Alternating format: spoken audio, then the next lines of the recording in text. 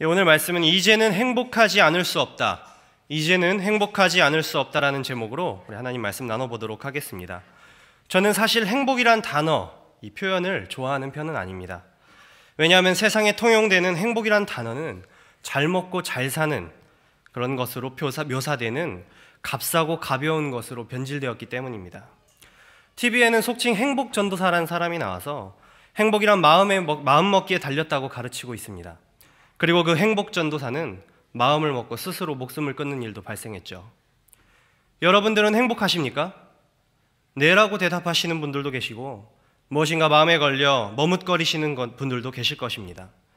아니면 이제 곧 고난주간인데 이제 금식하려고 저녁 든든히 챙겨 먹고 경건을 한껏 장전 중인데 저 젊은 전도사는 왜 아까부터 자꾸 행복 타령이야 하고 기분 나빠하실 분도 계실 것입니다. 혹은 질문을 잊어버리셨습니까? 저는 여러분들이 행복하시냐고 물어봤습니다. 이 행복이란 표현의 값어치를 떠나서 요즘 행복한 이는 행복하다, 그렇지 않은 이는 그렇지 않다라고 말하기 불편하지 않습니까? 사람들은 다른 이들의 행복을 부러워합니다. 아니 부러워하지 못해 싫어합니다. 세상에는 뭐가 그리 불행한 사람이 많은지 행복한 사람은 오히려 이상한 사람, 교만한 사람이 되어버렸습니다. 하지만 이 자리에 서 있는 저는 너무나도 행복한 사람입니다. 그리고 여기 모인 여러분들 역시 모두 행복한 사람입니다.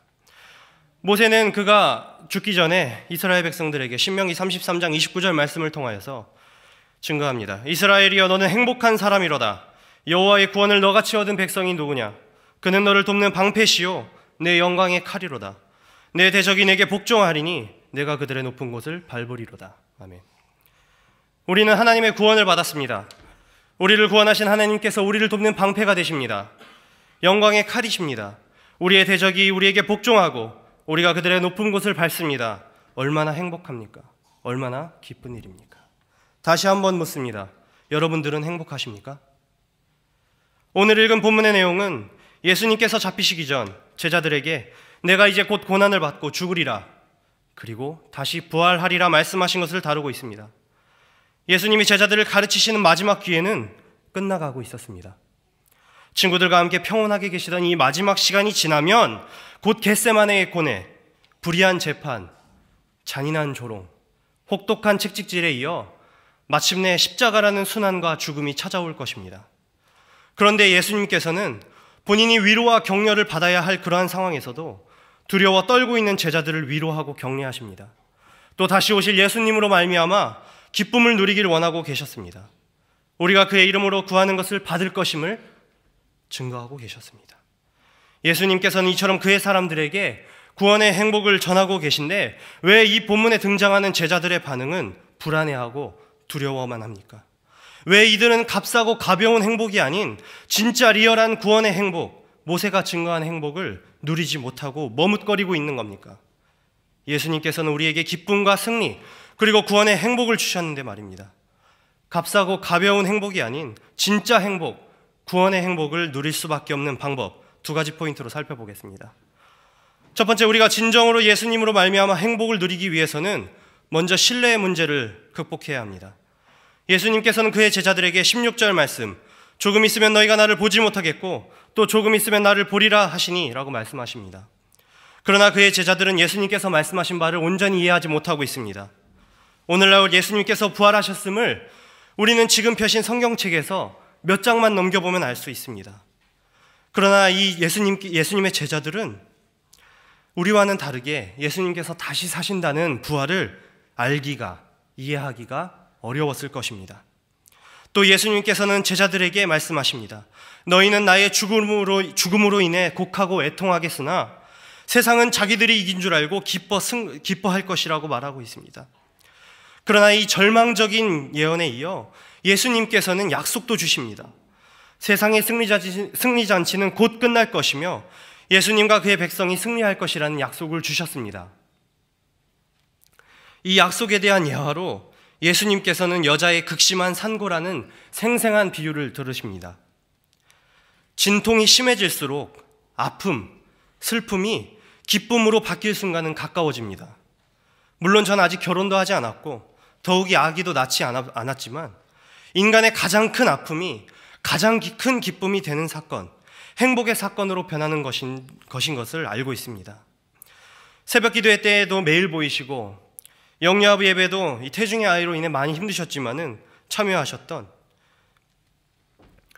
그 힘든 몸을 이끌고 또 큰아들 태환이와 함께 예배를 참여했던 우리 건미경 집사님께서 얼마 전 둘째 아이를 순산하셨습니다. 저와 개인적으로 카톡 연락을 주고받으면서 제가 이런 말씀을 드렸습니다. 집사님, 정말 놀라운 일이네요. 정말 놀라운 일입니다. 생명이 태어나면 놀라운 일입니다. 그러나 더 놀라운 것은 이 아이의 탄생이 어머니를 비롯하여서 그 가족뿐만 아니라 어찌 보면 피 한 방울 안 섞인 남과 같은 저나 다른 여러 교회 공동체에게도 엄청난 기쁨을 준다는 것입니다. 지금도 둘째로 인해 고생하고 있는 최아름 집사님처럼 입덧을 비롯한 10개월의 시간은 매우 어려운 시간입니다. 그러나 그 어려운 시간이 최고의 아픔 뒤에 그보다 더 큰 기쁨이 되는 것, 우린 이미 기대하고 또 확신하고 있지 않습니까? 예수 그리스도의 십자가의 죽음 이후의 부활이 그렇다고 예수님께서 말씀하고 계신 겁니다. 이 엄청나고 놀라운 기쁨을 누리는 것을 방해하는 문제가 무엇입니까? 바로 조금 있으면의 사고입니다. 영유아부 주일학교 사역을 하면서 배운 것 중에 하나가 바로 하나 있습니다. 바로 한 손엔 성경을 그리고 다른 한 손엔 마이쮸를입니다. 그 칭찬은 고래를 춤추게 한다고 하지 않습니까? 근데 이 마이쮸는 우리 아이들을 춤추게 합니다. 이 하나님께서 정말 사역자에게 주신 선물 같습니다. 이 특별히 마이쮸 캔디가 이 빛을 발하는 경우가 있는데요. 그것은 바로 우리 아이가 울거나 또는 이렇게 떠들고 있을 때에 이 아이들을 이렇게 달랠 때 되게 필요한 것 같습니다. 항상 구비해 놓고 필요할 때마다 이렇게 준비를 해주고 이렇게 아이들에게 나눠주면 참 좋을 텐데, 때로는 이제 제가 이제 바쁘고 또 이제 피치 못할 사정에 의해서 준비를 못할 경우에 이제 제가 아이들에게 누구야 조금 이따가 줄게 라고 말합니다. 그럼 이제 우리 착한 대부분의 아이들은 오케이 하면서 이제 마이쮸를 손에 쥘 시간을 기다립니다. 근데 이제 몇몇 아이들은 조금 있다 언제요? 지금 줘요 지금. 빨리 막 이러면서 이제 때를 쓰곤 합니다. 이제 또 이 아이들이 조금 크면은 이제 저한테 그러죠. 안 먹고 말어.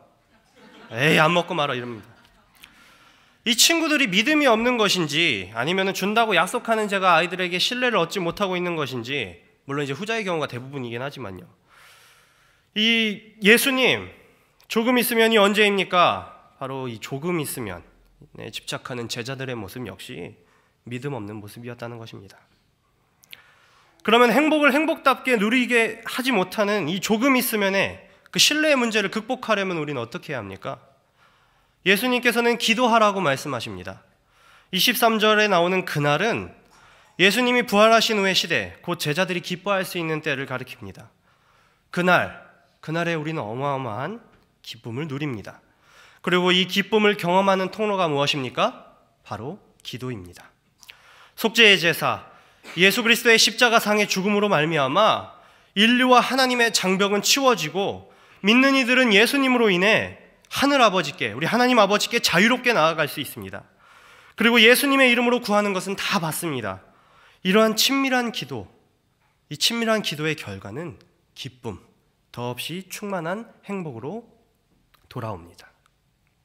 예수 그리스도께서 우리의 죄를 지고 십자가에서 죽으심을 믿습니까? 예수 그리스도께서 부활하셔서 우리에게 다시 오심을 믿습니까? 예수 그리스도, 그의 이름으로 부르는 자들에게, 그의 이름으로 부르짖는 자들에게 하나님께서 채워주시는 것을 믿습니까? 그렇다면 우리가 행복하지 못할 이유가 없는 것입니다. 두 번째, 우리가 행복을 온전히 누리지 못하는 이유가 무엇입니까? 바로 고난으로 보지 못하는 문제입니다. 결론부터 말씀드립니다. 33절 예수님께서는 그의 부활하심으로 인하여 믿는 이들에게 구원을 주시고 예수님 안에서 평안을 누리게 하려 하셨습니다. 그리고 너희가 환난을 당하지만 담대하라 말씀하십니다. 왜 그렇습니까? 바로 예수님께서 세상을 이기셨기 때문입니다. 예수님께서 세상을 이기셨는데 왜 우리는 아직도 세상이 주는 고난 가운데, 환난 가운데 빌빌거리고 있습니까? 바로 고난을 고난으로 보지 못하기 때문입니다. 저는 이것을 미저러블의 함정이라고 부릅니다. 사람이 살다 보면 힘들 때가 왜 없습니까? 하다못해 TV를 켜면은 요새는 조인성이 나오고 송혜교가 나오는데 세수를 하려고 거울을 쳐다보면 왜 안 힘들겠습니까?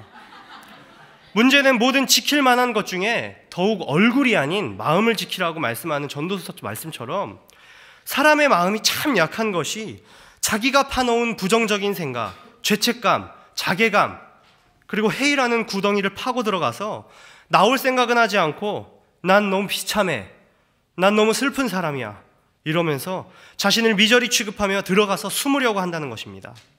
이런 사람들의 특징은 무엇입니까? 비관적이고 부정적인 생각이 자기 자신의 사고를 지배한다는 것입니다. 17절, 18절 제자들의 반응을 살펴보겠습니다. 이들은 예수님께서 다시 오신다는 말을 들었음에도 불구하고 나를 보지 못하겠고 또 너희는 곡하고 애통할 것이다 라는 것에만 집중하여 두려움에 떨고 있는 것입니다. 자신이 파놓은 구덩이에 빠져 허우적거리면서 숨지 말고 예수님께서 주시는 평안의 손, 구원이 주는 기쁨의 손을 잡고 그 고난 가운데 나와야 합니다. 예쁜 카페 창가에 앉아서 겨우내 삐쩍 마른 나뭇가지를 보면서 나무야 넌 왜 그렇게 말랐니? 난 이렇게 뚱뚱한데 이러면서 우울해만 하지 말고 인왕산도 좀 올라가 보시고 교회에서 무슨 사역하는지 궁금해도 하시고 밥차 사역도 하시고 또 노방전도 나가시고 그러셔야죠. 또 이런 어려움들을 사람들을 만나서 해결하려는 분들이 참 많습니다. 당장은 답답한 건 누가 들어주고 내 편을 들어주니 뭐가 해결되는 것 같지만 목마를 때 콜라 먹으면 더 목마르다고 이 자세히 사람들이 이야기하는 것을 들어보지 않습니까? 그러면 누가 더 불쌍한가 다투고 있습니다. 그 싸움에서 이기려니까 자신의 그 골수 깊숙이 숨겨져 있는 우울한 일들을 꺼내서 더 비참해지는 겁니다. 목마를 때 콜라를 먹지 말고 생명의 물을 마셔야죠.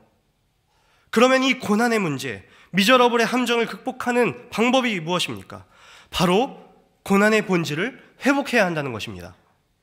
바울은 고린도후서 1장 6절 말씀을 통해 우리가 환난당하는 것도 너희가 위로와 구원을 받게 하려는 것이요 우리가 위로를 받는 것도 너희가 위로를 받게 하려는 것이니 이 위로가 너희 속에 역사하여 우리가 받는 것 같은 고난을 너희도 견디게 하느니라라고 증거합니다.